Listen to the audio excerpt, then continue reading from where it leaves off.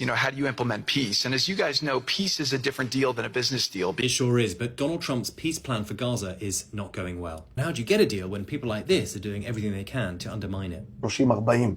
לא רק אלה שמסכנים אותך באותו רגע.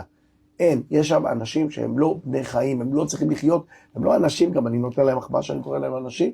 Well, Jared Kushner, the president's son-in-law and Middle East envoy, is back in Israel today to talk to Benjamin Netanyahu. He has just had talks with Hamas.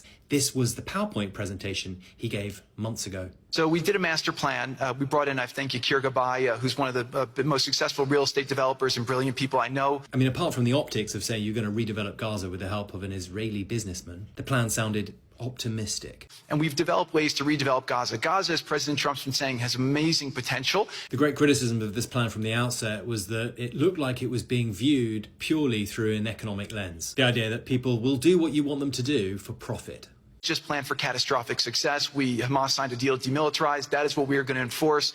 People ask us what our plan B is. We do not have a plan B. And this is where the plan has hit a roadblock because Israel says they are not going to agree to this plan. Big issue for Israel is that they want Hamas to disarm before they leave the Gaza Strip. The plan seems to ask for is more nuanced than that. That Hamas's disarmament would happen at the same time as Israel withdrew. The whole process would be monitored and it would happen in steps. But that's not the kind of nuance that Benjamin Netanyahu looks minded to accept because he's facing an election in October where most of the polls show that he is likely to lose. So he can't afford to show what he would believe to be weakness. And then New Gaza. It could be a hope, it could be a destination, have a lot of industry. A lot of people mocked this at the time because it's a world away from the reality that Palestinians live in. Killing in Gaza has not stopped. It is still a nightmare for the people who live there. The bigger picture here is that whilst this kind of ambition and optimism is of course worthy, there's a level of naivety here about how long these processes can take. One example is Northern Ireland. A huge part of the Good Friday Agreement was what they called decommission, all paramilitary groups giving up their weapons. It was supposed to take 2 years.